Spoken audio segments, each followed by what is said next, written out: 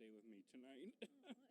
In a time like this, it's so important to have family. I know as soon as this happened with us, my photographer Thomas and I were texting each other, reaching out. All our friends and family were also reaching out to us. Have you experienced anything like this? Never. I've lived in San Diego all my life. I've never experienced anything more than probably a 5.0. And tonight, this 7.1 was a new experience. What were your first thoughts? I was terrified. I think I screamed a little bit out loud. No, I was talking to my wife on the phone. I'm like, holy, you know what? I said, we're having a huge one. Well, thank you. Here a map of what the We're going to shaking interrupt and take you intensities back to were Dr. Lucy up Jones around here the at Ridgecrest Caltech. area. Notice that they are going into red. That is intensity 9. The 6.4, we only got up into orange. Intensity 8 had been the maximum. So this was definitely stronger shaking, and unfortunately it looks to be the pretty high levels of shaking there in Ridgecrest. 4.6, okay. How far was this from the shock yesterday? All right, so remember, earthquakes don't happen at points. So, right, they're planes. The 6.4 actually seemed to have happened on 2 planes. All right, let's go back to the, yeah, thanks. Oh, hard to see it now, isn't it? Yeah. Okay. There's a northwest striking surface, and there is a southwest striking surface. This one, as what we can tell at this point, it looks like it happened on the northwest striking feature, because we saw several. Notice the red boxes, the up at the northwest corner of the big box. That's showing us aftershocks happening northwest of the main shock, and that implies that's the direction that the fault went. Here we're seeing it a little. We're still struggling to get up a good figure. Right. But the epicenter of the 7.1 in relation to Is 6.4. Okay, the epicenter of the 7.1 is at the northwest end of the fault that moved in the 6.4. Now, the 5.4 aftershock this morning extended that fault. What we saw from the main shock, from the 6.4, the 5.4 extended it a bit to the northwest, and the 7.1 seems to have extended it even farther to the northwest. So the fault is growing. We ruptured a piece in the first earthquake. We ruptured a bit more in the 5.4 this morning, and we're rupturing more now. It is moving towards the northwest, away from the metropolitan area, as far as we can tell. And a 5% chance this will go even further. Right. This is another earthquake. Everyone has a chance. I'm trying to think if we've ever seen a situation with a 6.4 or 7 and then something even bigger, and I can't think of one. Not that it isn't possible, but I can't give you an example where it's happened before. We've had foreshocks to a lot of other earthquakes. The Landers earthquake, which is a 7.3. 2 months earlier, there was a 6.1 called the Joshua Tree earthquake. That's a far enough apart that we don't usually use the word foreshock. We call it a pre-shock. There was a 3.8 a couple of hours before the 7.3. In 1987, the Superstition Hills earthquake, 6.6, was preceded the day before by a 6.2. So that's why we keep on saying 1 in 20 chance. Well, this is the 20. The Lucy, 1. can you talk about the 6.4 yesterday and how it relates to the 7.1? Which was the main quake, which is the Okay. By definition, because the 7.1 is the largest, we give it the name main shock. So yesterday or an hour ago, we were calling the 6.4 the main shock. It has now had an aftershock that's bigger than itself, and so we changed the name. And the 6.4 is now a foreshock, and that really large aftershock has become the main shock. As far as we can tell, those names, foreshock, main shock, aftershock, are semantic. There are tools for trying to describe what's going on. But when you have a sequence going on, every earthquake makes another earthquake more likely. And that's what we're seeing right here. And you're already having aftershocks. Can you talk about how many, how big? Well, all right. So just look right down here on the lower part. Since the 7.1, we are only seeing basically the 4s and 5s showing up. We've had 1, 2, 3, about 10. It's Lucy, 5 Oh, 5.7. Okay, so we have an earthquake that's already begun up north, just slightly to the northwest of the main shock. Our early warning system is saying 5.7 with 26 seconds till it gets here. The one that was a 4.9, we felt. So this, assuming that the magnitude isn't really misestimated, my guess will be we'll feel this as it comes through. In about 12. 10 seconds And do we or so. expect this magnitude of aftershocks throughout the rest of the evening? Well, yeah, the largest aftershock is likely to be a 6. Well, let's wait, here we go. We should be feeling it now.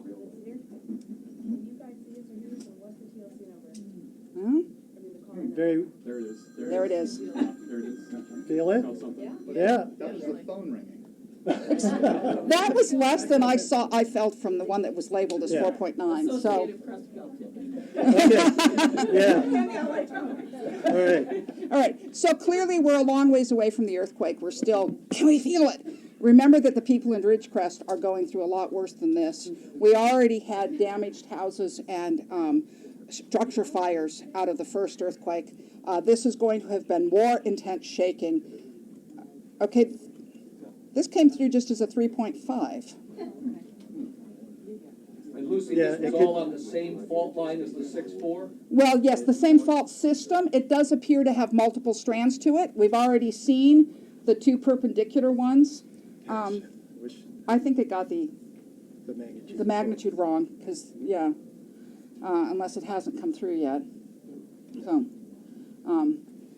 So, Dr. Jones, can you explain the shake alert again? Because some people just got the initial report that it, quote unquote, wasn't working. Okay. Can you explain again that? let's let the USGS handle that one. Yeah, so the system worked. Oh, that was a 5.1. Yeah. Okay. Yeah, so the Shake Alert system worked both on the USGS side and on the Shake Alert LA side.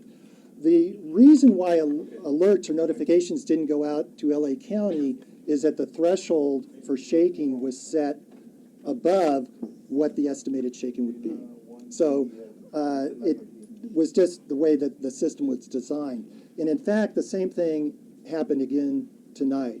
My understanding, the alerts did not go out on Shake Alert LA. A magnitude that was estimated with a early warning system was 6.2. So the initial magnitude estimate was too low. Consequently, the intensities were below that threshold. So the system is not perfect, but again, what was experienced here in Pasadena, LA area, these were not damaging ground motions.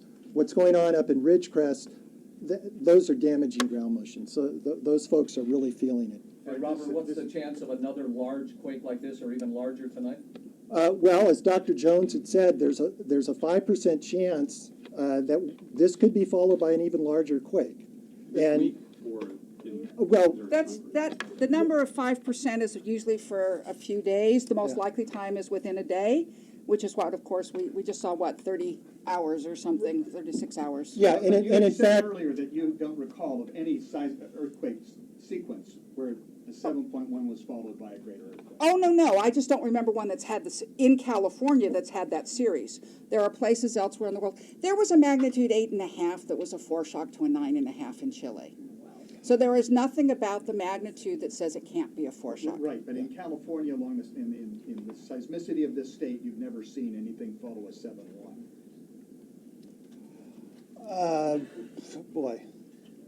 Yeah, but that doesn't mean. We it's haven't, not no, happened. we have in Nevada. We have in Nevada, the Yeah. Fairfield earthquakes. Yeah, yeah. The takeaway here, though, is that as we have just seen between yesterday and today, quakes that we say are main shocks can actually be foreshocks to larger quakes. So, And we won't know till it does or doesn't happen. yeah, yeah. There's a small percentage. Is 7.1 the same depth for the most part as the 6.4? Yeah, well, it's 17 kilometers. Yeah, so the epicenter is a little bit deeper. We do have geologists out in the field. We haven't got reports back, but they'll be able to go out and You said document. But also 5 to 10 remember- miles? You said 5 to 10 miles? So that's the 10 That's miles, 10 right? It's 10 miles down, whereas the one yesterday was more like 6 or 7 miles down. However, a bigger earthquake also involves a larger fault, so it still may very well. Probably this is coming to the surface. Yeah. You know, Is there, what you're really worried about is, are we going to trigger something outside of this region? right, Probably not. Okay. Why? Because we're too far away. The ability to trigger another earthquake is very spatially defined. So the most likely place to trigger it is at the same on the same fault. As you go away with distance, it becomes much less likely. how far is that from the San Andreas? It's quite a way. Quite a ways. It's not even on that figure. It's over 100 miles to the San Andreas from this location. And the Garlock? The Garlock fault is a lot closer. Yeah. And the Garlock fault is another long fault. If we were going to be triggering something really big, the Garlock might be a source for it. This is sort of like when landers happened near the San Andreas. And we said, oh, if we're going to set off something bigger, there's only the San Andreas around. Of course, it didn't happen. But it was a possibility, a low probability possibility. The Garlock, luckily, really runs through some of the most isolated parts of California. You said yesterday that there were two faults making this L pattern, so there was that lower little leg. Right. Now, the top part, that's the part that's extended. It's the northwest part that's extended and grown, whereas the southwest striking one You want me to? doesn't seem to have had more earthquakes. Is that a surprise at all to you, that this fault system was capable of this kind of earthquake? No. There was a magnitude 7.5 in 1872 in the Owens Valley. There have been lots of 6s. There's this whole series. When I said Nevada, 1915 and 1954, and I don't have the magnitudes in my head this time, but they were 7s. There were series of earthquakes with several events within them of 6 to 7. In Mammoth in 1980, there were 4 magnitude 6.5s that happened in one sequence over about 10 days. This part of California is characterized by these type of groups of earthquakes, that there might be several that end up larger. The first one is often not the biggest one. Knowing that which one is the biggest one means waiting till we see that we aren't getting another one. When was the last time we had something sizable on Garlock? Not in the historic record. Yeah, prehistoric. Prehistoric. This is extending about 25 miles, you said earlier? That's an approximate guess off of looking at these figures, which are having trouble coming up. That northwestern fault, is that the one that's moving into China Lake? The southwest striking one is the one that goes sort of from China Lake down to Ridgecrest. The northwest is going up through the China Lake Navy So this base. I know that there has been trouble trying to get geologists onto base. Have you guys made any progress on that? Yeah. Yeah, actually, our geologists have contacted the Navy and are able to get on the base with some limited access. Now, that was prior to tonight's event. So presumably, I would expect that there may be further damage on the naval base.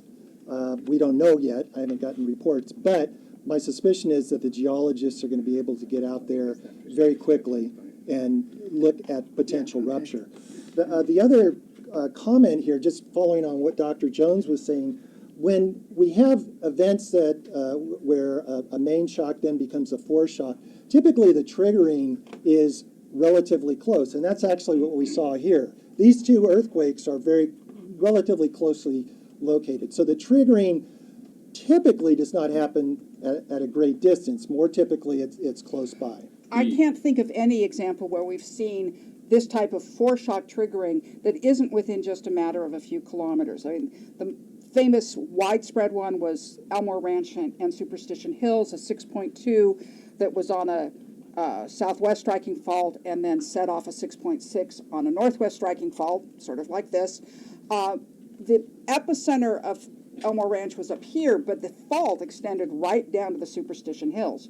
And we were seeing aftershocks pounding at the Superstition Hills fault up until the time that the earthquake happened, the main shock happened. And we've got a similar situation here where we've had aftershocks along this fault. And then we had the 5.4 breaking through a bit towards the northwest, and now we've had it again.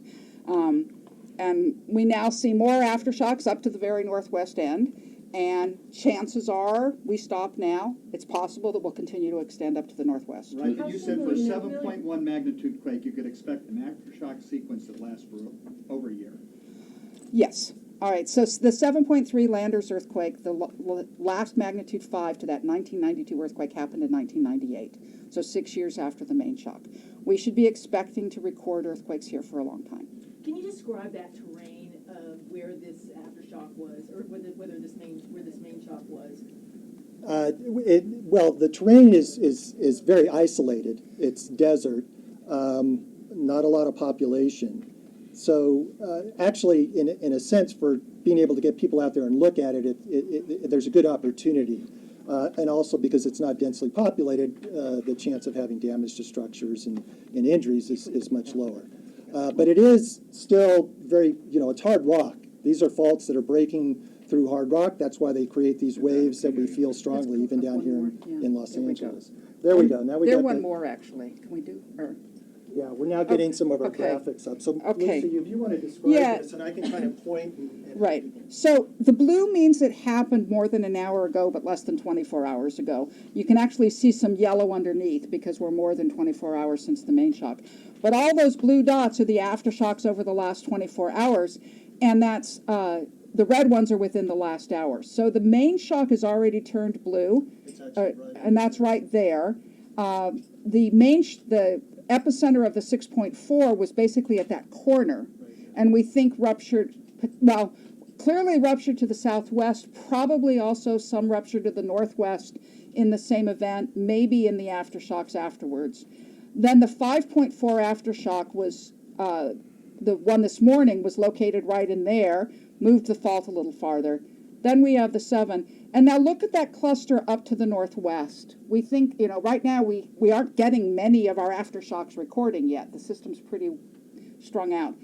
And so pretty sure that is a continuous aftershock zone. And that would mean that's the extent of the fault. Yeah, so and just the length of the fault, a magnitude 7.1, we would expect that it's probably at least about 25 miles long. And that would imply probably that whole length from where the 6.4 happened up to where those aftershocks are up in the corner. That says China Lake up there. This where is the red is. Yeah. So the naval. Oh yeah, right. The naval the Naval Air Station is that whole area. So this is all within the Naval Air Station.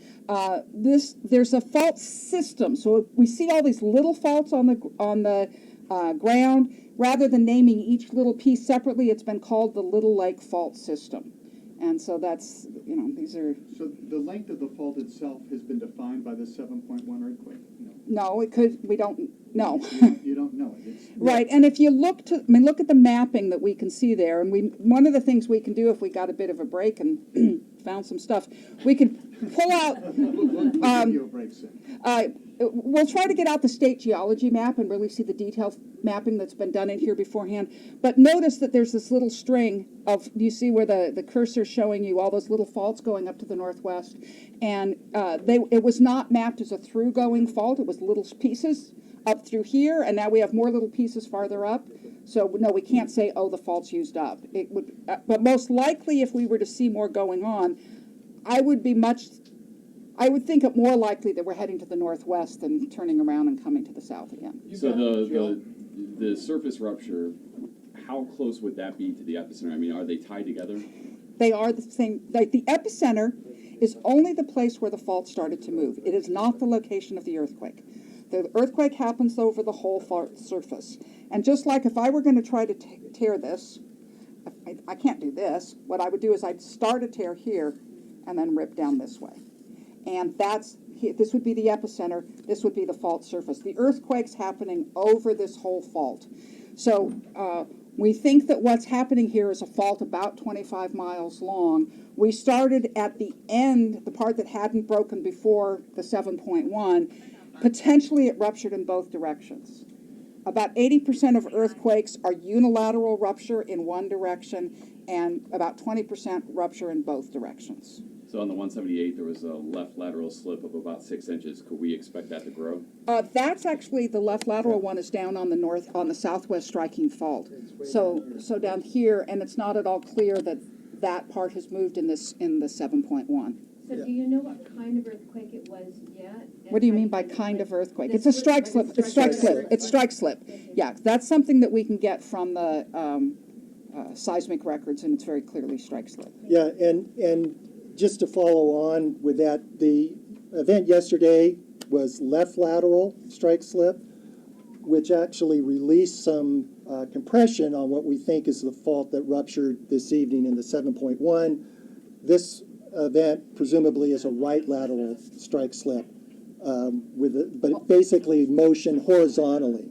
And again, with this magnitude and this length, the expectation of having surface rupture is much greater. And by being able to go out and actually measure that, in a 7.1, I'm trying to think back for landers, there was up to, 10 feet of displacement. 18 feet was the maximum 18 feet. displacement So- in When you say landers. 18 feet of displacement. Meaning if the fault ran between you and me, right now we're looking at each other, after the earthquake, I would be 18 feet farther down there. Yeah. There was a school of thought a while ago that the seismicity of the state was moving straight up, as opposed to San Andreas. And you had Landers, you had Hector Mine, now you have this. Does this add to that academic debate? Right, that debate was not on human timescales. That was saying we were moving over there in the next few million years. But and actually, let me turn that around a little bit. I think these events are a reminder that we can have earthquakes anywhere in Southern California. And on a human time frame, as Dr. Jones is explaining, an event like today's could occur in the LA Basin. It could occur down south in the San Diego area. That's just because we live in an area that has many, many active faults. Right, but if you have an earthquake fault, an earthquake of 7.1 magnitude, 150 miles away from the major metropolitan area, and you suffer damage here, you're in big trouble. Oh, was there damage in the Los Angeles area? My point is, we get calls, and we ask for it, and there's a report of a power outage or somewhere. The region has to sustain a 7.1 150 miles away. Oh, absolutely. And I think for the most part, the region has. I think the incidences are probably somewhat isolated. I would be very surprised if there was much widespread impact in the Los Angeles area.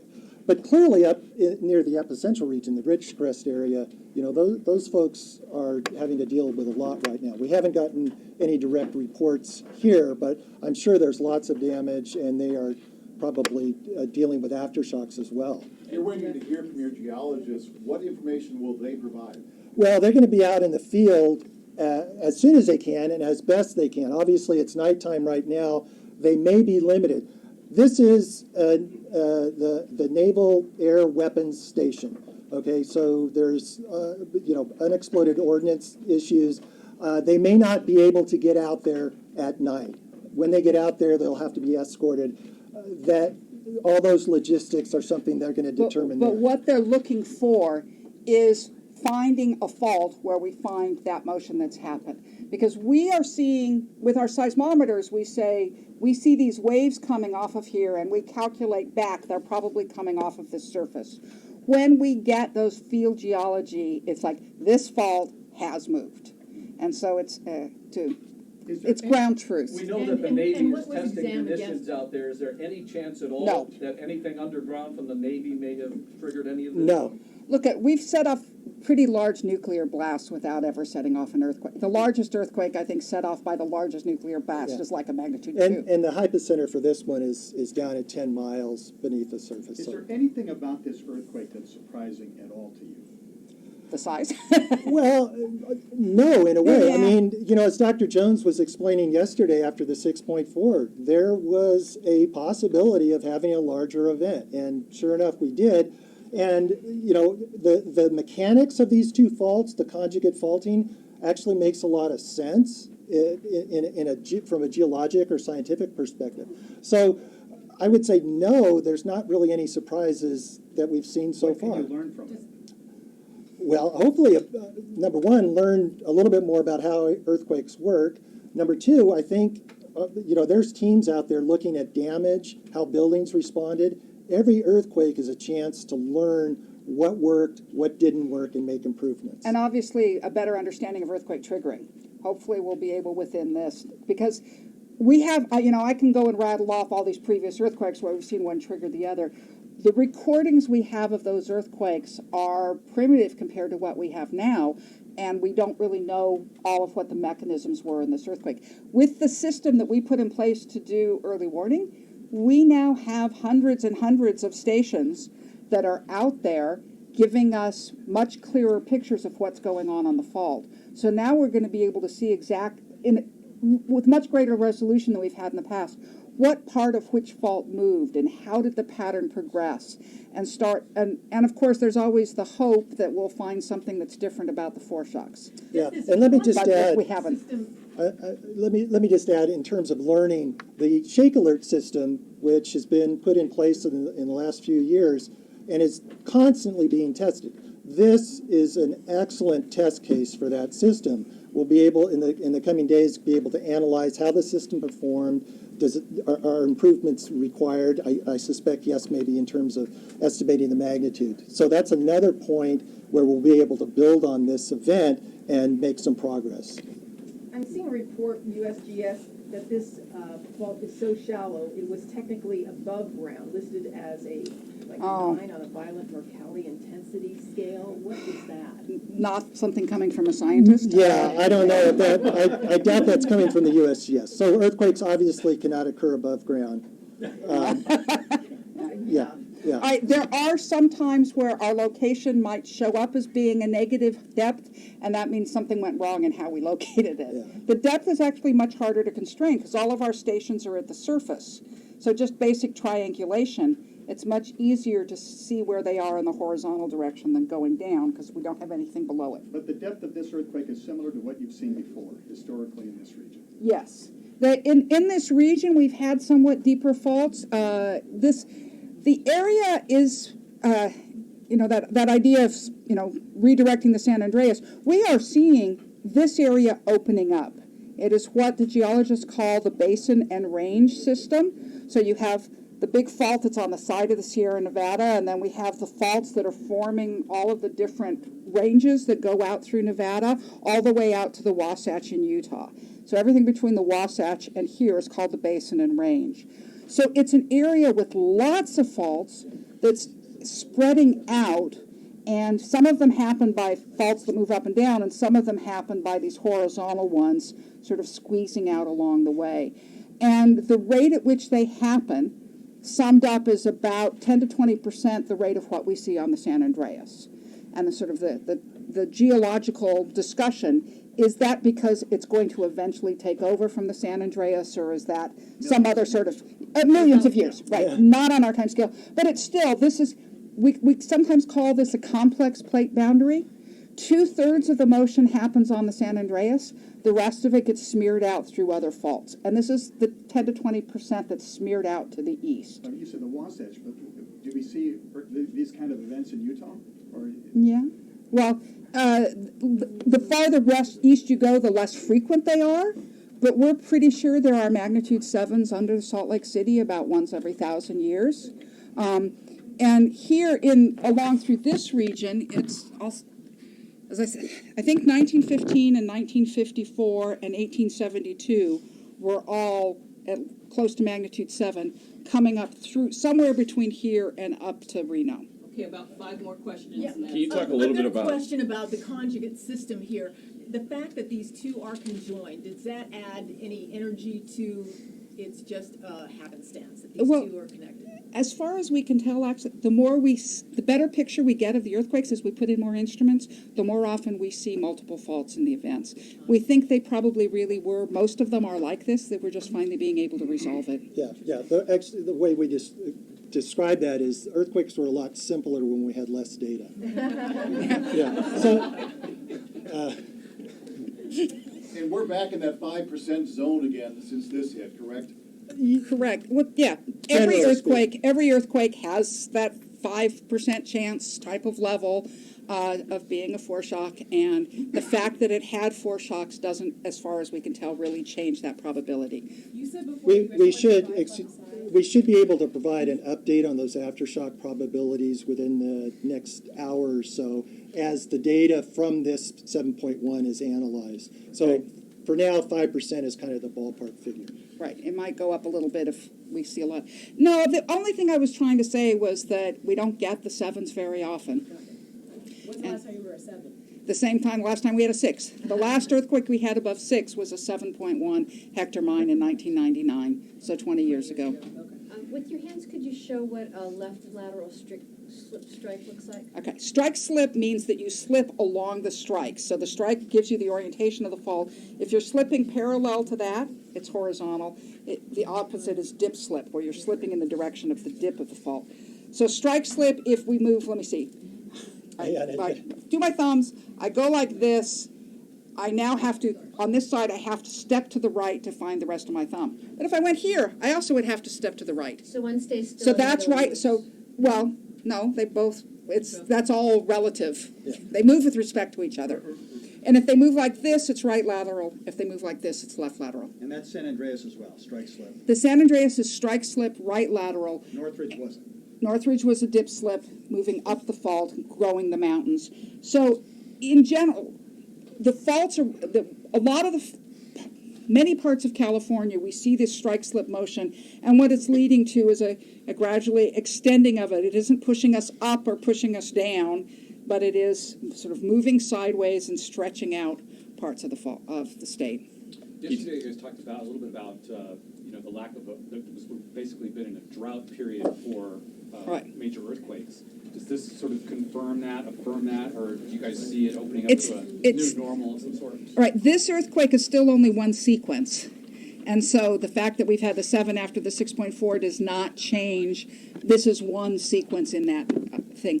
We just, in geology, we can look at the geology, we can look at the long-term pattern. We know that we need to have an earthquake of at least 6 or bigger every 3 to 5 years in Southern California. It's been 20. This 20 years without any can't be the long-term normal, just because geology shows us we need more than that. Okay, last question. In terms of the damage that could be expected in places like Trona and Ridgeway, can you just talk more generally about how much more susceptible these buildings are coming just one day after?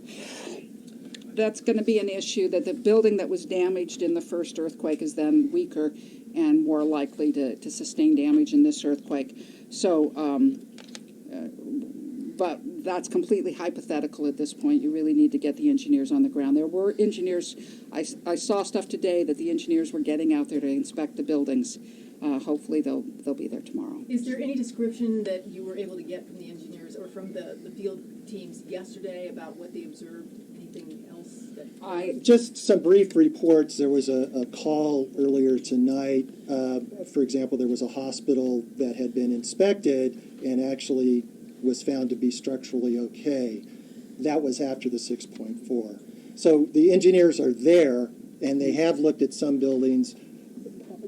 Clearly they're going to be looking at either those same buildings or other buildings now. But it's too early for any of that information to come back. And remember that both the geologists and the engineers are physically looking at things, and it's a lot more difficult to do at night. Yeah.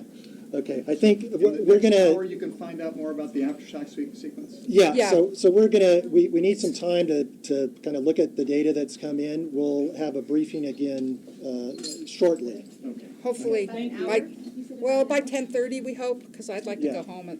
Well. Thank you, everyone. Yeah. Thank you. Did you find a taker? All right, you have been listening to a real-time discussion among some of the world's foremost experts in seismology and geology. We've been listening to them discuss this matter, the aftershocks, over the last 30 to 40 minutes. The long and the short of it, in a macro sense, historical sense, is that this seismic activity is not unprecedented for this area.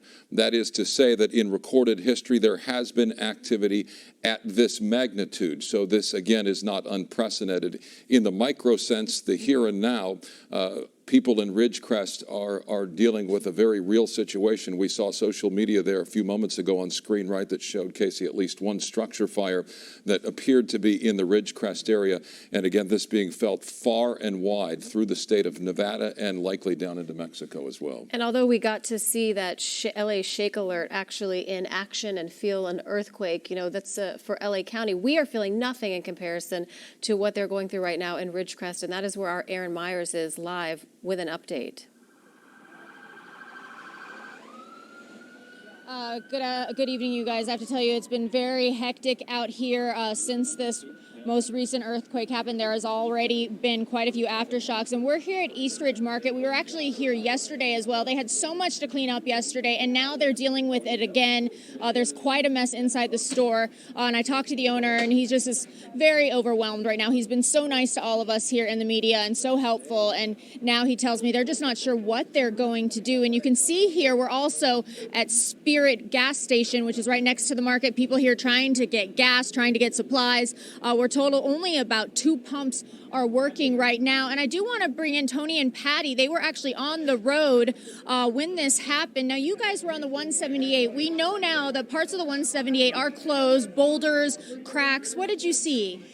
The road buckled, big boulders blocking the highway. It was like it moved over the mountain. Huh. And then how scary was this? You were actually in a vehicle, and I know sometimes in a vehicle you don't feel it as much. This was very strong still, even being in your truck. Yes, it was extremely strong, and we were almost probably right at the epicenter of this quake. Describe what it felt like. I know in our hotel room, I was so frightened when this happened. It felt like the truck was like this, and all this dust kept coming up from the ground. It was weird. It was amazing. And now I know you guys have lived in this area for quite some time. Have you felt anything like this before? Nothing like this. I have. You have? Okay. I have.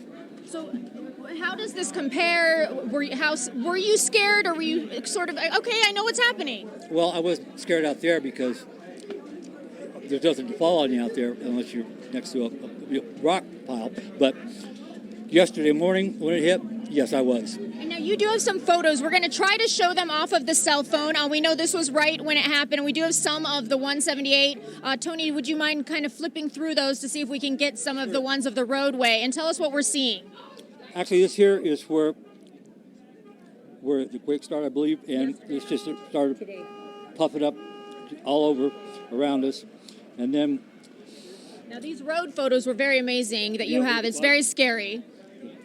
We're going to try to get those for you. And once again, everybody was trying to clean up today. We were talking to people at the local library. We were talking to people at one of the museums. That's what they were doing. The community was coming together to pick up the pieces. They were hoping the worst was over. And now here is the 178. Describe what we're seeing, Tony. This rock here, all this rock had been toppled off the side of the hillside, completely completely covered the road, but you had to snake through there. And how were you guys able to get through? And let's show the next one if we can. Take our turn.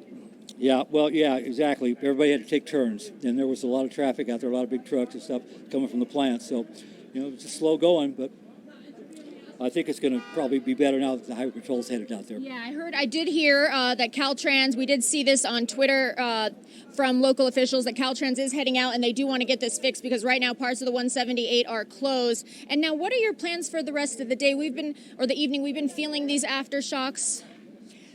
We're going to go see what happened to the house. Have you seen it since yesterday when the first quake hit? Yes. And how was it? Well, we just left about 2.5 hours ago to go out there. And when we left the house, everything was back to normal. And so I'm hoping when I get back, it rode it out. It rode it out very well yesterday. I have a large house, a lot of stuff on the walls. And amazingly enough, only one picture came down. Basically, it came down with stuff coming off shelves, off like book stands and like that. Just vibrated right off and broke. Well, I'm glad that you two are okay. Thank you for talking to us so much and for sharing those photos. And we'll keep you all in our thoughts. And I want to go bring in Jonathan if we can find him. Jonathan is over here. Come on over here, Jonathan. We were talking to you. You were actually asleep when this happened. You actually ran out, no shoes. I still don't have no shoes. Yeah, describe what happened. You were sleeping. I woke up. I see my lamp on top. It was just shaking, and then the only thing that I heard is like if you could picture it, like, and I thought I was dreaming. I woke up and everybody was screaming. So I came outside. The whole neighborhood was outside. And my neighbors, their kids, they were crying and everything. And the aftershock just came right after. My truck was shaking. And now you were telling me you felt both quakes yesterday. That was scary enough. How much worse was this one when you woke up and realized what was happening? Yesterday I was in Vegas popping fireworks, but I came back today. I still felt the earthquake in Vegas. And everybody was talking about it in my shop, my battery shop. All my batteries fell down. And I came back today, but this thing was crazy. Seeing the streets just going up and down. My truck was jumping up and down. Literally jumping up and down. And how is your house right now? It's good. It's good. Thank God it's good. There's no TVs broken, nothing. Thank God everything's good, but it was really scary. Well, thank you for talking to us. Yeah. I really appreciate it. And then I want to have you guys follow me over this way. On the same property, same owner, they also, besides the market and the gas station, they do have a laundromat. And when the first quake hit, part of that ceiling started to cave in. We do believe the laundromat has been closed since then, but we are going to go take a look and see what that roof, what that ceiling now looks like. And I just want to remind you, we were all over town today, everybody coming together, the community. We were talking to police officers. They say things were starting to feel a little bit better. They obviously had all the resources on hand. Yeah, you can see here, ceiling looks a little bit worse actually than it was. Not as bad as it could have been, but they still are going to have to fix this damage. And once again, the owner here just overwhelmed, and he has been so kind to everybody here, inviting us in his store, sharing their stories. They tell us they also have another store nearby that had a lot of damage as well. And I do want to let you know, we did call the police here, Ridgecrest PD. They tell us they are inundated right now. They asked us to call back in about an hour or so because they are fielding so many calls right now. We have seen them on the roads. We've seen sirens on. We've seen the fire department going and checking on buildings. So they really are just going around town, just making sure everyone is okay. And we are trying to find out if there were any injuries, but it is hard to get that information at this point because so much is going on. We do see another patrol vehicle, another vehicle right there, and they definitely have their work cut out for them this evening tonight. Guys, I will send it back to you on that. We will go keep looking to see what else we can find out here in Ridgecrest. Aaron, before you go, a quick question. Here in the Los Angeles area, we estimate the shaking lasted upwards of 45 seconds. You're very close to the epicenter there in Ridgecrest. How long would you say it lasted there?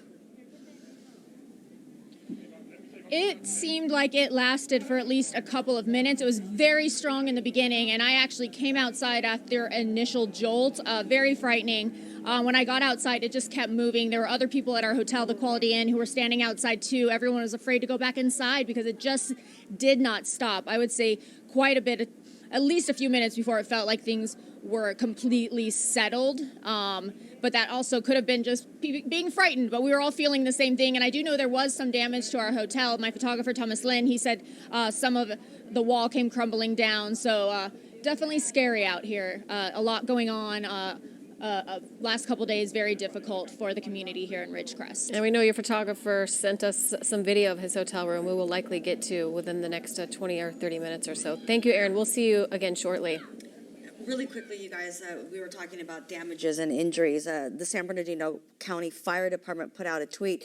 The timestamp on this is 8:54, and they said that 911 calls coming in from northwest communities of San Bernardino County, homes shifted, foundation cracks, retaining walls down, one injury with firefighters treating patients, and that was what they put out. So there's definitely plenty of damage out there. And Aaron briefly mentioned that, though, Caltrans reported that Route 178 is closed because of that rock slide, as you heard that couple talking about how the boulders in the roadway. They also say there's no estimated time on when that will be open. So if you're planning to travel to or from anywhere near this area, that is probably off for the evening. And again, Metrolink has suspended rail service across Southern California as they inspect their tracks. That at this point precautionary, but again, important to note that Metrolink has suspended all rail service.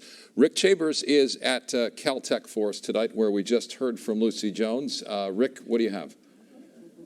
Yeah, we're just standing around talking, actually, with some of the seismologists here. I was in San Marino at about 8:15 tonight. I was with my photographer, Bob Davis. We were editing another story and suddenly the van started to shake, one of the big news vans. It felt as if somebody was standing on the front bumper, jumping up and down. I looked at Bob. He said he knew it was an earthquake, and then I got a text on my phone that it was over a 7.0. With me right now is Zach Ross. He's one of the seismologists out here, and geologists, I'm guessing.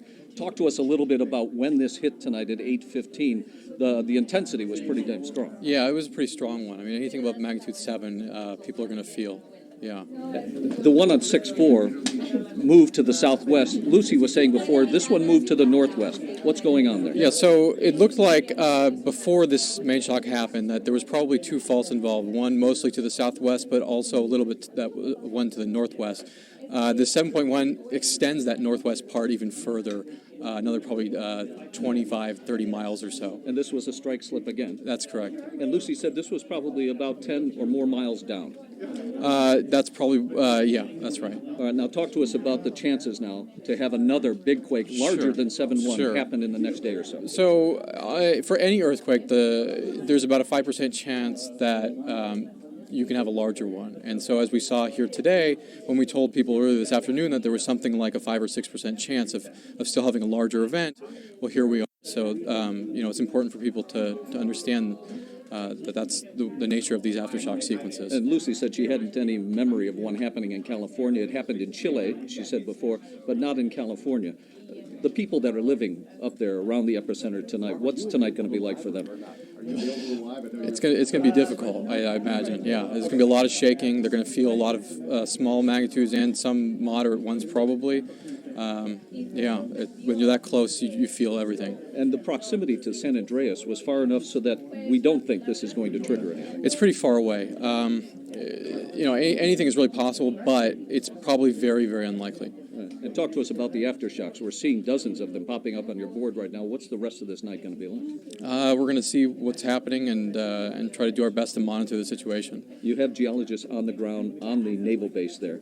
I believe that's correct. Have they been able to report back to you at this point? I don't know.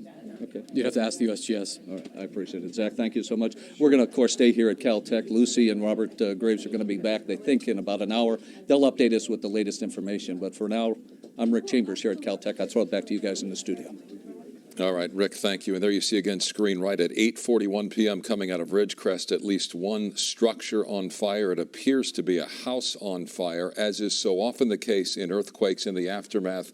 It is triggered by gas. We don't know at this point if that's what happened here, but important to remind yourself and as part of your earthquake preparedness, understand how to shut off the gas on your property, in your home, and everyone in your home, living in your home, should understand how to do that as well. And oftentimes you can prevent something like this from happening in the event that there's major shaking that close to home as they felt tonight. And there will be more major shaking. As we know, there will be plenty more aftershocks tonight. Actually, we saw Erin Myers within a half hour ago in the middle of her segment, an earthquake happening. We felt one in here while it was happening, so it's definitely not going to be a calm night. No, we've got video out of Las Vegas talking about how far this is being felt. There, of course, is Summer League basketball going on in Las Vegas, and we understand a game between the New York Knicks and the New Orleans Pelicans was actually canceled mid-game. If we can see the video, there it is. Now, here's the action underway. The shaking begins, and as we are told, that looks like the Thomas and Mack Center on the campus of UNLV, where the game was actually canceled and people headed for the exits. They left, the announcer trying to calm fears, but as you see, stoppage in play and many hundreds of people leaving the Thomas and Mack Center. This in Las Vegas, just a few miles east of the Las Vegas Strip. We know that the 6.4 yesterday was felt as far as Las Vegas, as far south as Mexicali, Mexico, but an indication here as to what they experienced in the desert in Las Vegas Valley tonight. And also hearing from many people I know tonight at the Dodger game, some didn't even feel the larger earthquake, but are starting to feel these aftershocks. You've seen the camera that was moving around. I would probably do the same thing. Walk out if you Yeah. start to feel the ground shaking, though, if you're at a large sporting event. Yeah, as far as we know, the Dodger game is ongoing. It might be over by now, but we were watching it here in the newsroom just at about 8:19 tonight when this magnitude 7.1 hit, and the cameras were bouncing. I think everybody in the stadium knew what was going on. The announcers were talking about most certainly this is an earthquake, and you sort of felt the energy change in the building there at Dodger Stadium, but the game continued without pause, and I know we have video of that as well if we want to go to that. I mean, this is remarkable in that it was, north of 300 miles east of the epicenter, and they're feeling it. But here in Southern California, some 150 miles south of the epicenter, and the shaking was most certainly stronger than what they felt in Las Vegas. If we have that Dodger video, now's the time to take it and juxtapose what fans here experienced versus fans in Las Vegas. And again, the camera bouncing at Dodger Stadium tonight. Here it is. And the shaking that you're seeing in the cameras and that we're feeling here at Dodger Stadium, I think we got another earthquake. Yep, we definitely have an earthquake going on.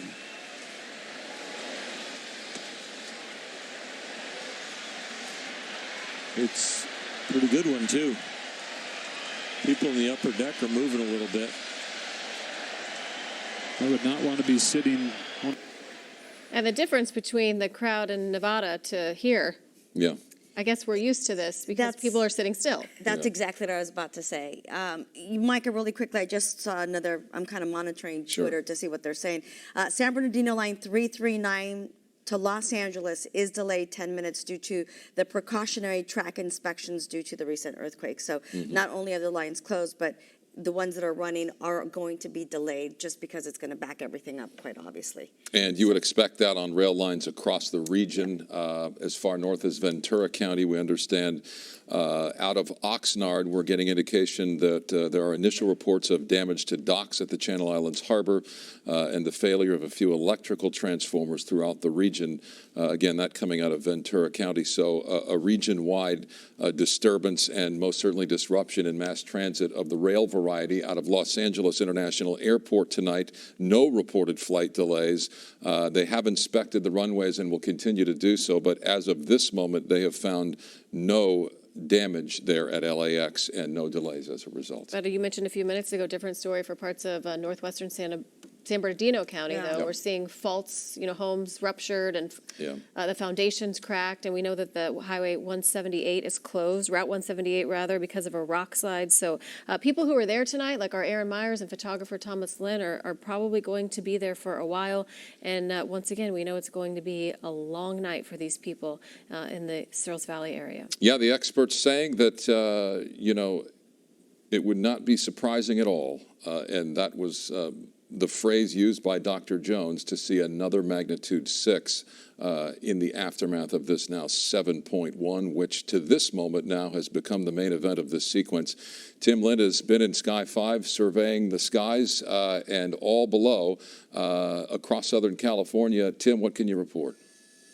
Well, we've been watching for any activity by the fire departments, either the county fire or LA City Fire. So far, they've been pretty quiet, just doing their normal checks as they, when earthquakes occur, all engine apparatus come out of their stations and they start doing district searches, what they call windshield inspections, where they're driving around their districts looking for any damage or any potential hazards that have been caused by the earthquakes. But so far, we've not heard any real reports of damage throughout the Southland, all the way through down to Compton. We thought we had a fire working down there, but that turned out just to be routine dryer fires. So we were pretty lucky with that. I mean, this thing pretty rolled through the area really well. We were talking to folks at Hawthorne Airport, and it shook them really hard there at the Jet Center there at Hawthorne Airport. And then, as you were saying, we went over to LAX and checked there.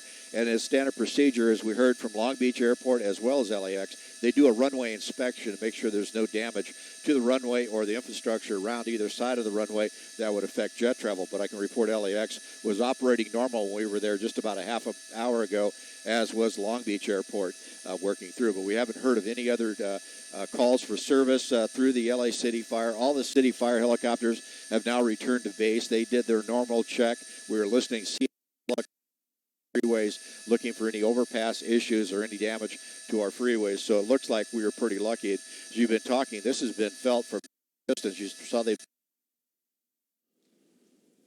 And there goes the signal from Orange Sky County. 5. All right, Tim, you're back up live.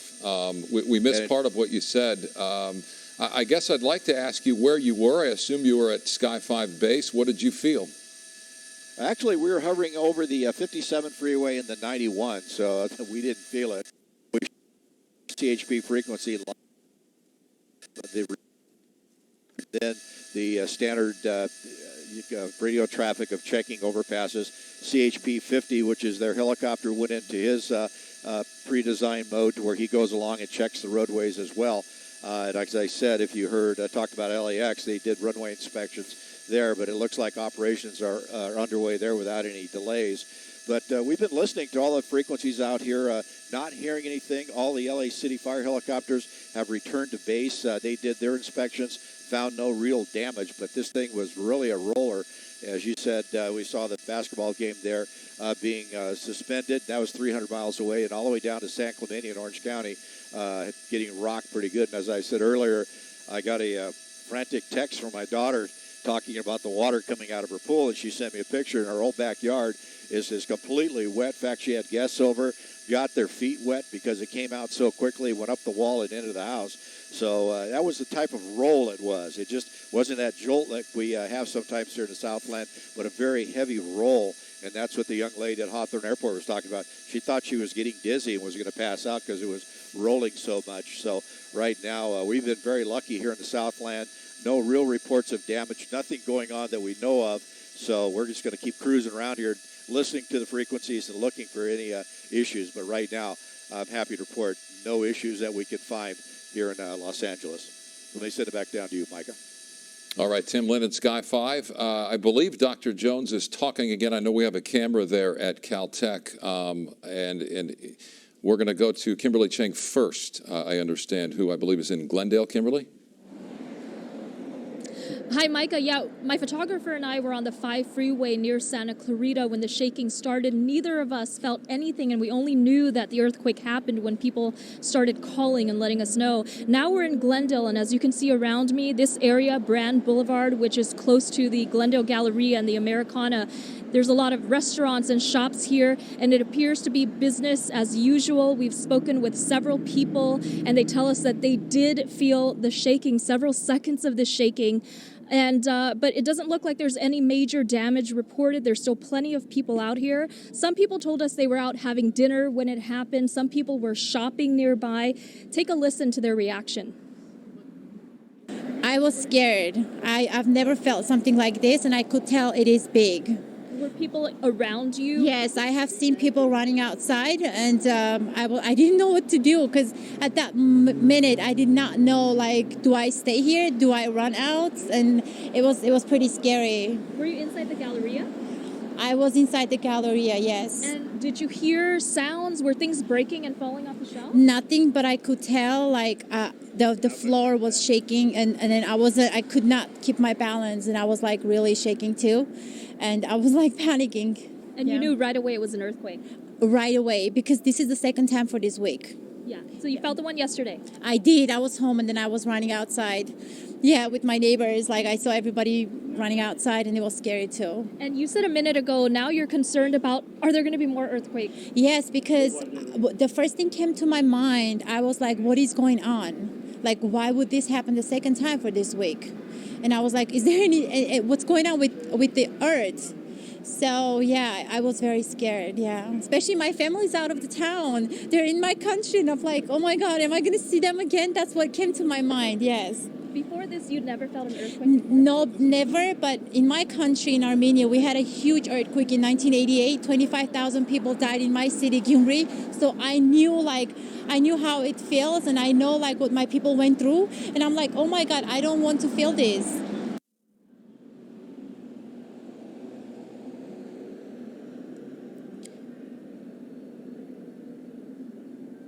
And that woman told me also that she did not experience that earthquake in Armenia, but because her mother did, she is definitely very fearful of earthquakes. And right now she is planning on preparing, getting some water for her place. Now, some people, as you heard, they were telling us that they ran out of the building as soon as they felt the shaking, which of course experts do not recommend that you run out of the building. You are supposed to, as experts advise, drop cover and hold and stay in place until the shaking stops. Now, we also spoke with some patrons a group of friends who were having dinner inside one of the restaurants here in Glendale. Take a listen to what they did.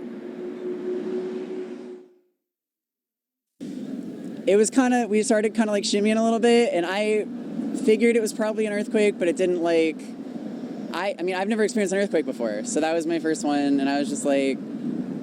Your first earthquake ever? Yeah, I live in Portland, and I don't know. I grew up in Arizona, so there was nothing. So what was your reaction to it? I mean, I wasn't that impressed, to be honest with you. When they weren't reacting. And some moderate ones probably. When you're that close, you feel everything. And the proximity to San Andreas was far enough so that we don't think this is going to trigger anything. It's pretty far away. Anything is really possible, but it's probably very, very unlikely. And talk to us about the aftershocks. We're seeing dozens of them popping up on your board right now. What's the rest of this night going to be like? We're going to see what's happening and try to do our best to monitor the situation. You have geologists on the ground on the naval base there. I believe that's correct. Have they been able to report back to you at this point? I don't know. Okay. You'd have to ask the USGS. All right, I appreciate it. Zach, thank you so much. We're going to, of course, stay here at Caltech. Lucy and Robert Graves are going to be back, they think, in about an hour. They'll update us with the latest information. But for now, I'm Rick Chambers here at Caltech. I'll throw it back to you guys in the studio. All right, Rick, thank you. And there you see again, screen right at 8:41 p.m. coming out of Ridgecrest, at least one structure on fire. It appears to be a house on fire, as is so often the case in earthquakes in the aftermath. It is triggered by gas. We don't know at this point if that's what happened here, but important to remind yourself and as part of your earthquake preparedness, understand how to shut off the gas on your property, in your home, and everyone in your home, living in your home, should understand how to do that as well. And oftentimes you can prevent something like this from happening in the event that there's major shaking that close to home as they felt tonight. And there will be more major shaking. As we know, there will be plenty more aftershocks tonight. Actually, we saw Erin Myers within a half hour ago in the middle of her segment, an earthquake happening. We felt one in here while it was happening, so it's definitely not going to be a calm night. No, we've got video out of Las Vegas talking about how far this is being felt. There, of course, is Summer League basketball going on in Las Vegas, and we understand a game between the New York Knicks and the New Orleans Pelicans was actually canceled mid-game. If we can see the video, there it is. Now, here's the action underway. The shaking begins, and as we are told, that looks like the Thomas and Mack Center on the campus of UNLV, where the game was actually canceled and people headed for the exits. They left, the announcer trying to calm fears, but as you see, stoppage in play and many hundreds of people leaving the Thomas and Mack Center. This in Las Vegas, just a few miles east of the Las Vegas Strip. We know that the 6.4 yesterday was felt as far as Las Vegas, as far south as Mexicali, Mexico, but an indication here as to what they experienced in the desert in Las Vegas Valley tonight. And also hearing from many people I know tonight at the Dodger game, some didn't even feel the larger earthquake, but are starting to feel these aftershocks. You've seen the camera that was moving around. I would probably do the same thing. Walk out if you start to feel the ground shaking, though, if you're at a large sporting event. Yeah, as far as we know, the Dodger game is ongoing. It might be over by now, but we were watching it here in the newsroom just at about 8:19 tonight when this magnitude 7.1 hit, and the cameras were bouncing. I think everybody in the stadium knew what was going on. The announcers were talking about, most certainly this is an earthquake, and you sort of felt the energy change in the building there at Dodger Stadium, but the game continued without pause, and I know we have video of that as well if we want to go to that. I mean, this is remarkable in that it was, north of 300 miles east of the epicenter, and they're here all the inventory, the structure. You could see the ceiling here. Here all the inventory, the structure. You could see the ceiling here. if I may mention it. And was that from just this most recent one? I didn't see that yesterday. No, this is from today. Actually, today it was very, very hard. I would say it's 2 or 3 times harder than yesterday. That's how much I felt. And now, how long have you have this store, you have the laundromat, you have the gas station. How long have you been here, and have you ever experienced anything like this? Never had anything here in Trona. I mean, in Ridgecrest and Trona. I've been here since 2007. So actually about 12 years. We never had something like this. And now I know you were saying you are in the LA area. You came up from Burbank, if I remember correctly, and you haven't gone home yet. No, not yet. I've been here. I haven't had sleep yet. And I don't know for how long it's going to, still going. Now, I noticed yesterday, and I see tonight, you have some of your employees here, your family was here. Has everybody been really helping out? Everybody came. My family, they really came last night, and they stayed here for 5-6 hours. We cleaned the place up, and they are now on the road. They're coming back again to help. Well, thank you, Tony, for talking to us. We really appreciate it. And just one of the stories here in Ridgecrest, so much going on. And as you said, police department, they are inundated, so we are trying to get updates on just how bad things are, what kind of injuries there may have been, and when we get that information, we'll bring it to you. I'll send it back to you from Ridgecrest. All right, Aaron, thank you. Authorities there in Kern County are addressing the media. Let's listen live. Sufficient resources en route to take care of this incident. I'll be back at 11:30.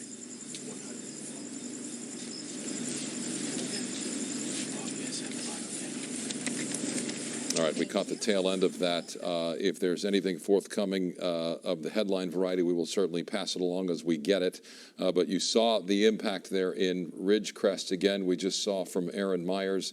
Obviously, the most violent shaking happening in that area in terms of a population center. Right. Mike, I just wanted to take a moment to explain what viewers are seeing on this map. We talked about it when we first went on the air, and it's been so busy we haven't had a moment to. So what you're looking at is a map that indicates where the seismic activity has been in the last 24 hours. The green is 24 hours, the yellow is 12, the red is in the past hour. And as you can see, it's still very active. You'll see different size circles. That indicates the strength of the earthquake. And so that's what you're seeing there. You've seen it off to the side. You haven't been able to read the legend. And so I just wanted to make sure that I explained what viewers were looking at so that, they can see. And if you see the images on our map, all the dots, the yellows, the reds, the greens, they follow that fault line that Dr. Lucy was showing earlier, and the extension in a northwesterly direction. And to that point, the 7.1 has actually, they believe, extended the length of the fault line by some 20-25 miles. In other words, extending it, making it longer than it was, Even at yesterday. 8 o'clock tonight. Yeah, so it's along the same fault line and entirely in line with what seismologists have recorded in this area and others over the last 100 years. All right, Aaron, we broke away from you to go to Kern County officials. We're going to find out what we missed and toss it back to you. That is a mess. It's definitely a mess, and what's so sad about this is they really had already cleaned the majority of this up yesterday. They were in good spirits. As Tony had told you earlier, the entire family came out. His employees were here. They had so many people picking things up, and then tonight again this happens, and now Tony is telling us, the owner here, he doesn't know if they should clean. He should wait. He also has another store in Trona with just as much damage. He does have the laundromat next door as well that the ceiling has fallen down in.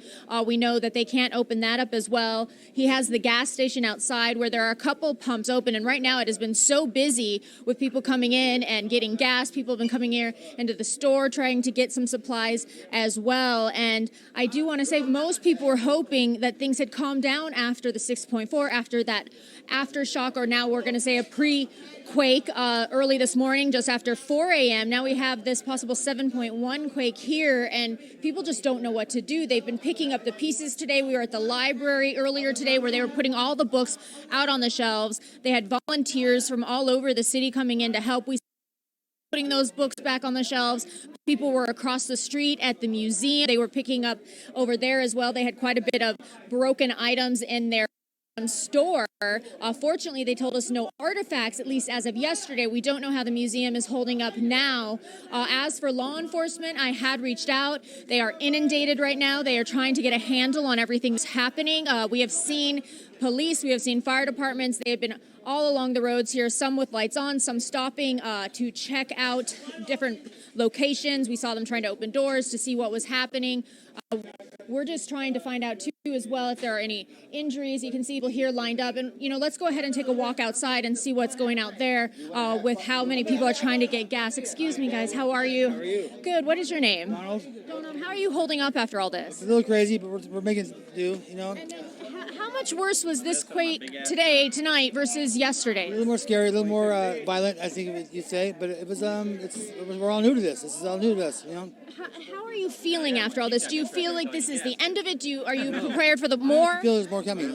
We've felt tremors all day long. So, what are your plans now when you feel that there's still more possible? We're going to go home and batten down and hope for the best. So. And have you had any damage to your home? Absolutely, lots of damage. So we have his daughter's in Trona and she's stuck there. So we were trying to save her. We couldn't get through the roads, so we're heading back home. But she's panicking there too. I guess the plant caught on fire, so a lot going on in Trona as well. Well, thank you for talking to us, Donald, so much. And there you have it too, Trona. They've been hit very hard as well. Once again, people just not sure what's happening here today. They are preparing for the worst. Obviously, everyone hoping for the best. That's the very latest here in Ridgecrest. I'll send it back to you. All right, Aaron, thank you. We did miss that press conference from officials in Kern County, but we know they just said 1,800 people without power right now. I'm sure that number could grow, and that they have a backlog of medical calls. There are so many people who need help right now that they are trying to get to everyone, but again, as understandably, they can't get to everyone at once. As the data continues to come in, seismologists in Pasadena at Caltech are trying to interpret that data so we can all better understand what all of this means in terms of the seismic activity and the probability, the likelihood of more shaking is a near certainty at this point from what we understand. It's a question of magnitude, and when is anybody's guess. There's no science involved when it comes to trying to predict a time of an earthquake, but they can predict a magnitude range with a certain degree of probability. Rick Chambers is standing by at Caltech. I understand you've got a map, Rick, and you can help us sort of quantify what it is we feel. Yeah, maybe a little bit here, Micah. We're waiting for Lucy to get back. That's going to be about 6 minutes from now. But this map keeps changing behind us, and it just went off. Can you get that back? Hang on, they're trying to get the map back. It keeps changing. Here we go. This is the China area where the Navy has its base here. This blue dot, this is the big 7-1 that hit about 8:15, 8:19 tonight.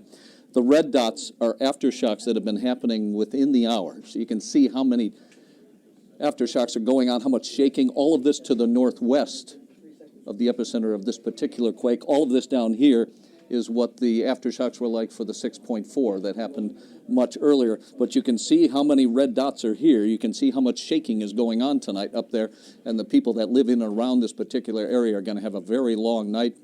Again, they told us that it's just a 5% chance that we'll get a bigger quake than the 7-1 over the next, say, 24 to 48 hours. But that's not going to do much for the residents up there. They're going to be worrying about the next one that pops up on the map here.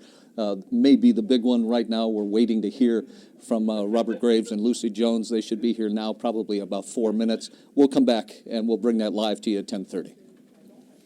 All right, Rick Chambers, thank you. As we wait for Dr. Jones and her counterparts to address the media once again, we're going to go back up to Ridgecrest and Narissa Knight, who is at a community center there, talking with folks who have been going through all of this and are the hardest hit to this point that we know of. Narissa. That's right, Micah. We are here. It took us a while to get here because we were about 25 miles east of here. We were on our way to Trona. And when we were on our way to Trona, the road turned into what felt like a river, and it was it felt like waves and other cars. We couldn't hardly stay on the road. We saw dust coming up from the hills. Now we're here and we're seeing people pour.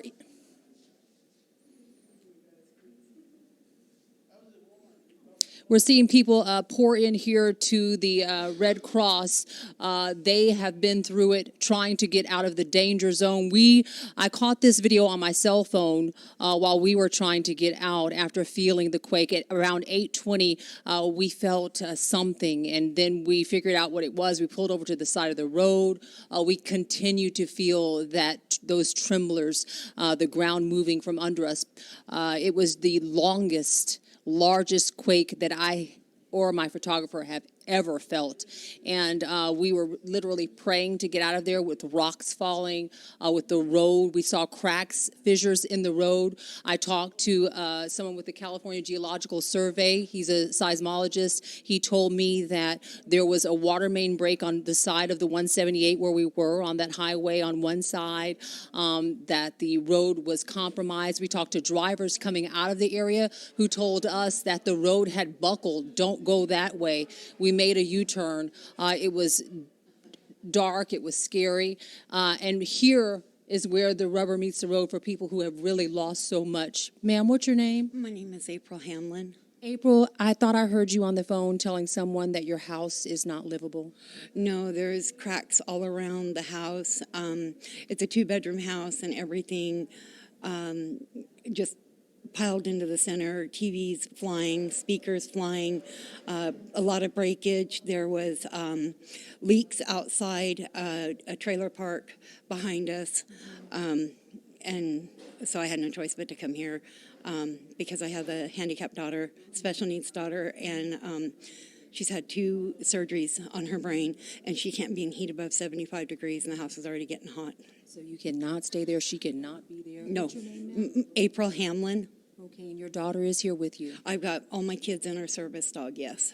Okay, good thing the Red Cross is here. Yes. What's your plan for now, and what were your neighbors doing as well around you? What did you feel and what did you see? We were on the road when this happened. You were in your home.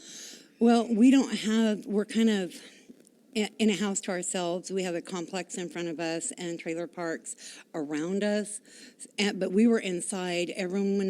My kids were in my bedroom.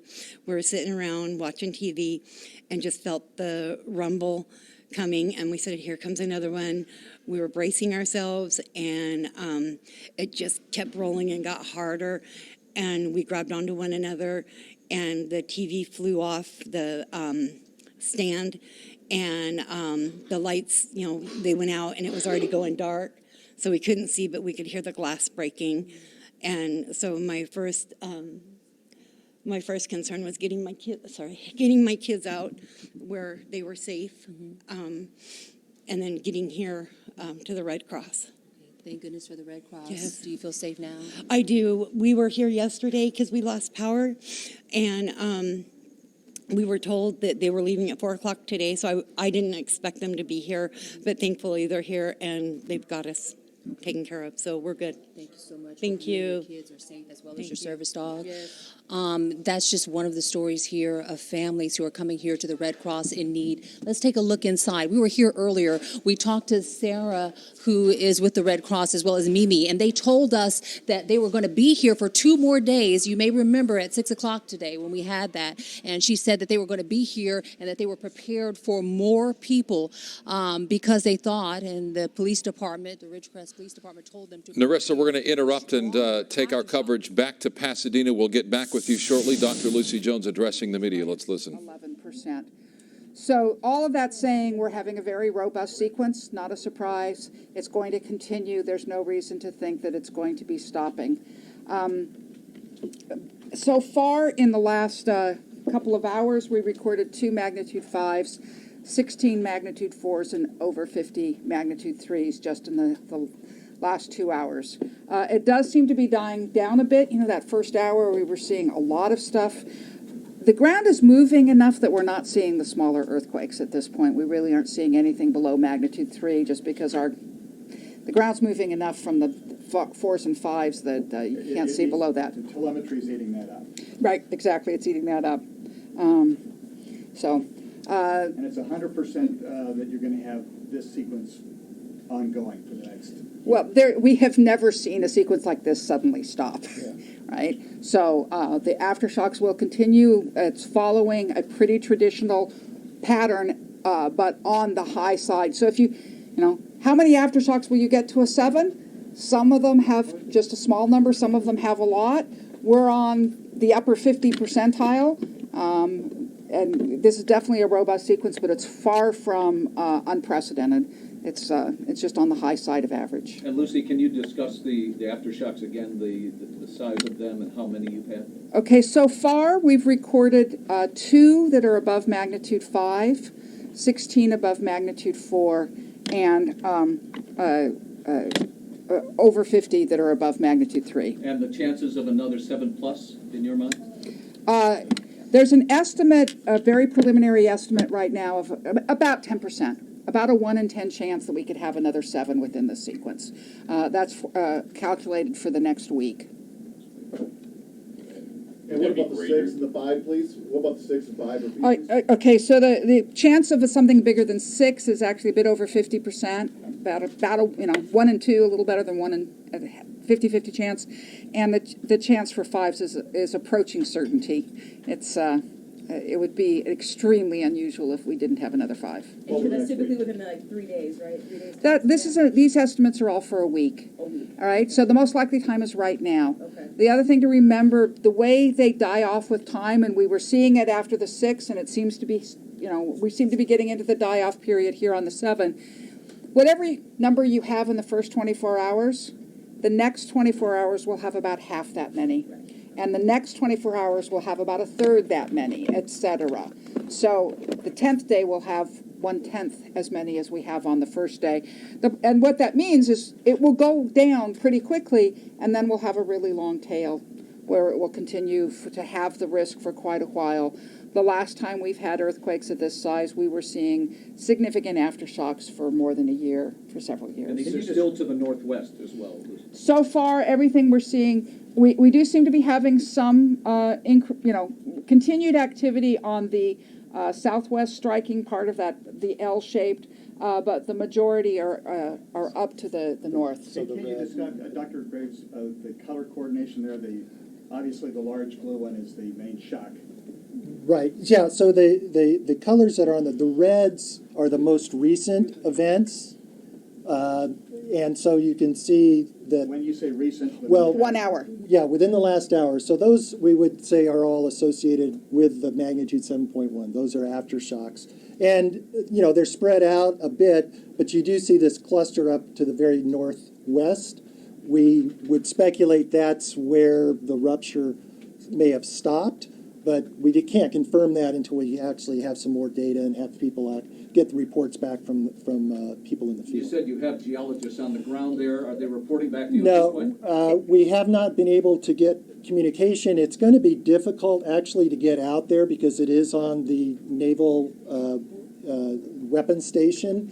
And it's dark. And it's there's dark. unexploded ordnance. Yeah. So, there's some logistical challenges there. Obviously, too, these people were right at ground zero for a major earthquake. Have we spoken with them at all since the Yeah. event? So I have had communications. Our geologists and engineers are okay, but, it's nighttime. There may be issues driving around on roads. There may be structures that are damaged. We have some unconfirmed reports of gas fires in the city of Ridgecrest and so forth. So there's a lot of other stuff to deal with that's much more important than trying to get out on and look at the fault. But restating what you said earlier, that it's trending away from Southern California. Yes, and I think it's worth reminding, because we're talking about the probabilities, we're talking about triggered earthquakes. It's important to remind people, mostly you trigger the earthquakes right where you had the first one.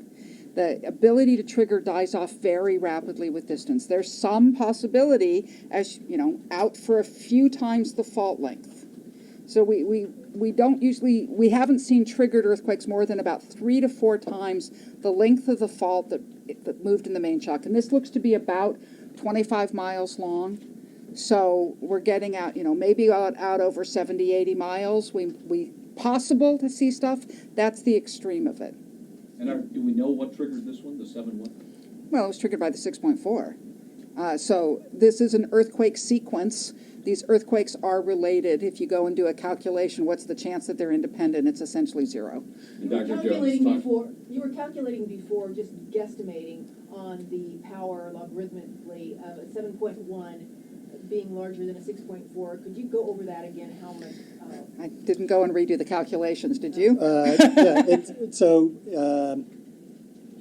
me do this quickly in my head. I think it's about a factor of 8 more powerful in terms of the amount of energy that is released during the earthquake. Now it's being released over a larger area and a longer time. And I think that's, folks here in the LA region can attest to that. The ground shaking was pretty long. We would estimate that the actual rupture for this magnitude 7.1 probably took between 15 and 20 seconds, for it to rupture to start at the epicenter and then propagates out across the fault. Until we get a chance to look at the data in more detail, we can't be more certain about that. And yesterday you said the 6.4 was about 5 seconds. 5 to 10, we got some data that showed it was a little on the slow side. Yeah, a little longer. And this one? Probably about the same. Again, these are, the data needs to be downloaded and massaged, and it's Friday night, and so. Doctor, one question I always find fascinating is, because I've heard you talk about it before, as best you can tell, the information isn't in the Earth's surface in advance of an earthquake that we can go, okay, something's going to happen there. But does, this all retrospect, of course, does this help that research? Well, we will go in and look, but I spent a couple of decades trying to find something that was different about foreshocks than other earthquakes and never found it. We will go in and look, and one thing to be said, we have more data. We have much better stations now for this sequence than we've had for any previous foreshocks that we looked at. So if there's something there, we'll try and find it, but it's not obvious. And you talked at the top about the probability of a 7 or greater magnitude. Does that include the possibility that this could just be another foreshock? Is that possible? Yes, included in that approximately 1 in 10 chance of a 7 or bigger. That's a 7.0, 7.1, 7.2, 3.8 coming in. Okay. What's your plan over the next couple of, next week or so? Are you guys stationed here or studying this thing? Or? He actually still has a paid job here. We are going to be working on analyzing data. There is a ton of information that's coming in. It's going to take a lot of work to go through it. And that's both the information that's coming in digitally, on the computers, looking at the seismograms, and then obviously the people out in the field are going to be gathering information as well. But early warning, how much are you going to, where are we with early warning based on what we've seen with this? The early warning system worked well. The problem was the distribution to public, and that was a policy decision that doesn't rest with us. It is being discussed whether or not the threshold should be lowered and give out those sort of warnings. Policy at what level? In the USGS. You got a really pretty right angle here between all of these clusters. How often do you see something like that?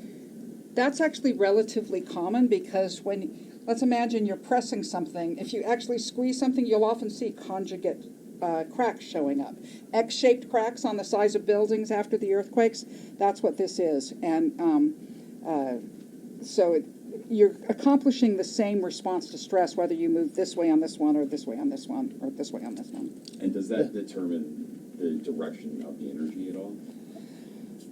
It can. It can. There is a pattern around the fault. It's called a radiation pattern. So there's one direction when an earthquake moves that gets less shaking than other directions.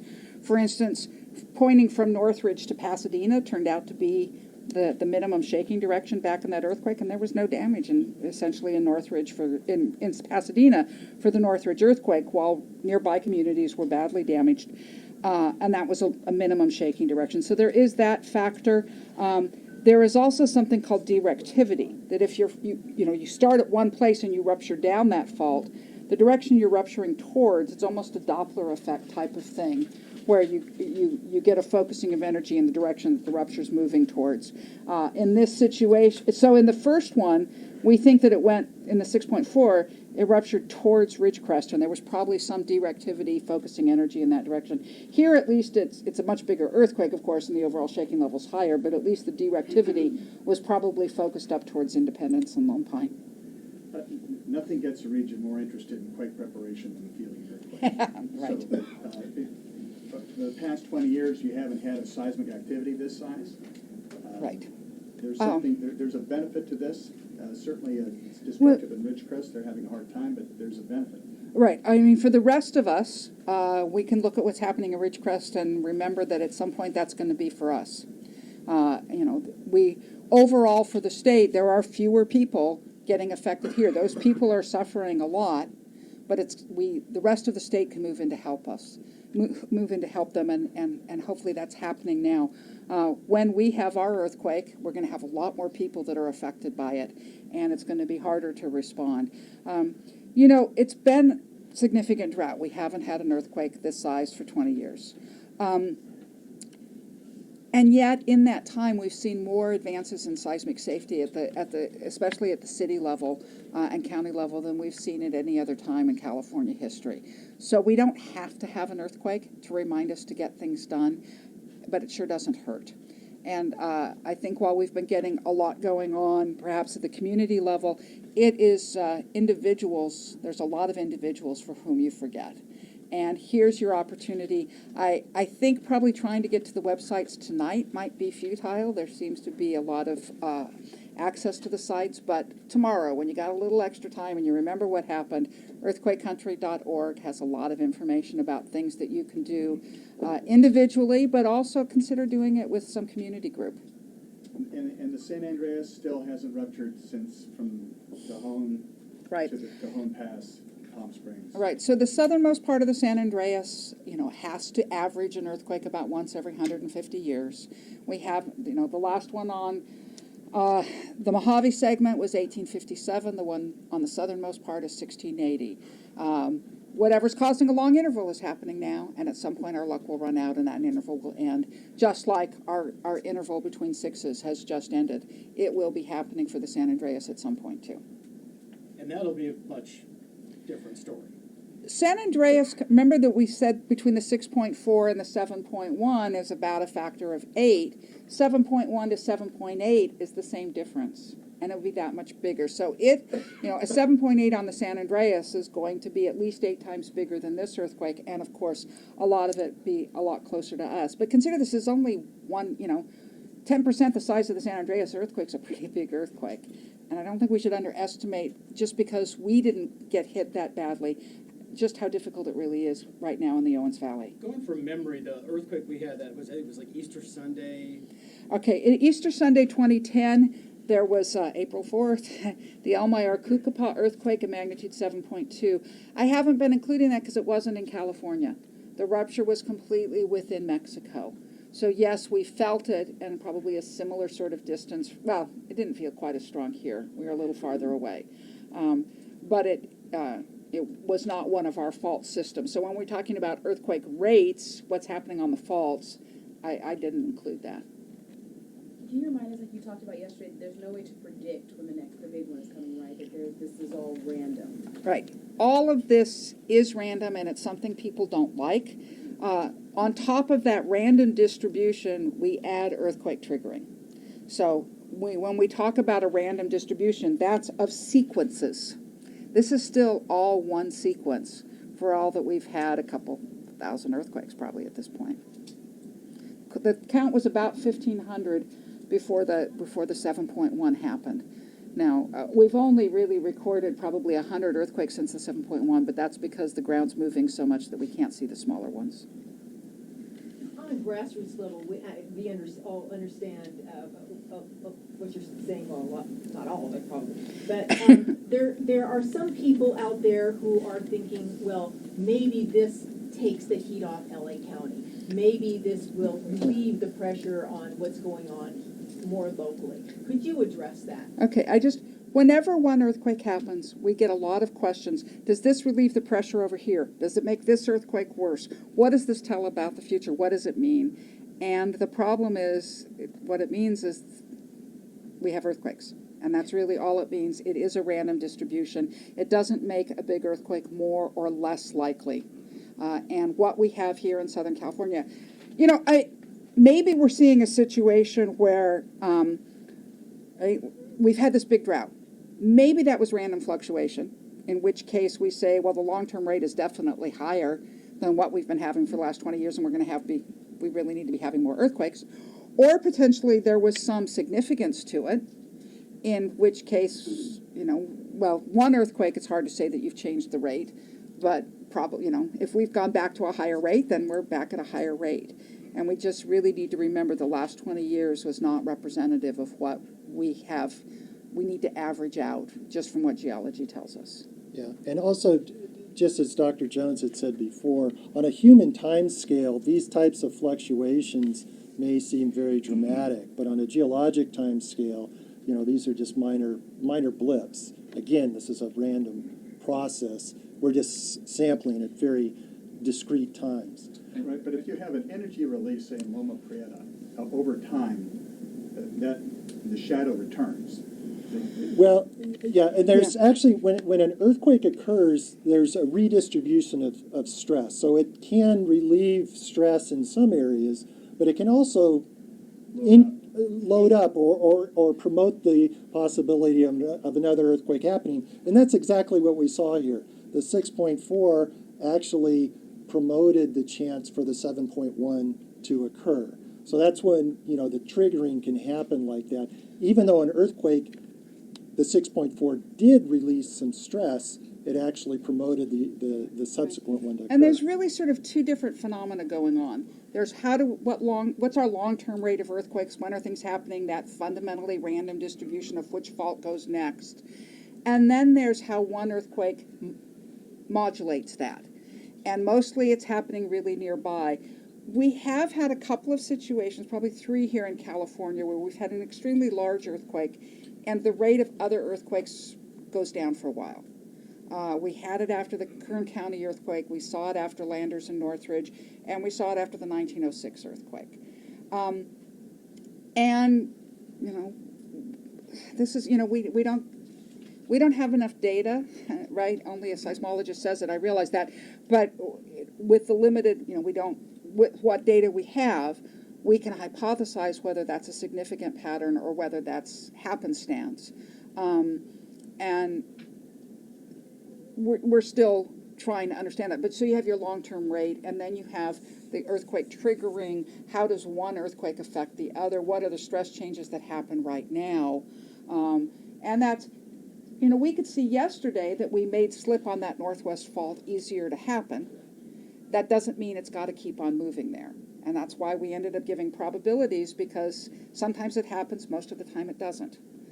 This is one of those times that it's really... You might get more data as a result of this. We hope to have data that allows us to say quite a bit about more. And you said the proximity to this one to San Andreas, it didn't increase the stress on San Andreas at all? It's still pretty far, yeah, it's really too far away, so that this one's going to have a bit more impact because it's a bigger earthquake, but it's still far enough away that it really is, with our rule of thumb that it's, 3 or 4 fault lengths is about as far as we ever see it. We're probably a little over 4 fault lengths away from the San Andreas. So it's closer than when we had the 6.4, but it's still not at a level that gets us to get up and jump. I'm looking at the time and the fact that it's 10 of 11, and you guys probably all have newscasts at 11 o'clock. There is. My suggestion was we go and do one more check for data and plan on doing a restatement at 11 where we can give you the details at that point so you can use this for your broadcasts. Okay. But let us go see what we got. Yeah. Yep. All right. Thank you. And then maybe we can call it quits for the night. All right, we'll hear again from Dr. Lucy Jones and Robert Graves, as you just heard at the top of the hour, but essentially they're describing this as a traditional pattern in the upper 50th percentile of activity, but a robust sequence to be sure, and the idea that you'll feel more is a certainty, a 60% chance of another 6+ magnitude earthquake as an aftershock, and still, again, a 10% chance of another earthquake magnitude 7 or greater. And we're going to turn to Darren Horton right now for some impact in the sports world tonight. We saw video from Nevada. We saw video from Dodger Stadium. So definitely affecting a lot of sports tonight. Yeah, you know, we were watching the game as everybody here at the station was feeling this earthquake, and we were seeing the evidence. It was surreal because you were feeling it, and you looked up and you saw the monitor shake, and then the announcers began to acknowledge what was happening down at Dodger Stadium. I think we have some video of that. That's right. It happened at 8:20 p.m. at Dodger Stadium as the cameras began to shake. And then Oral Hershiser and Joe Davis, the announcers, acknowledged that we were indeed experiencing this 7.1 magnitude earthquake. The shaking that you're seeing in the cameras and that we're feeling here at Dodger Stadium, I think we got another earthquake. Yep, we definitely.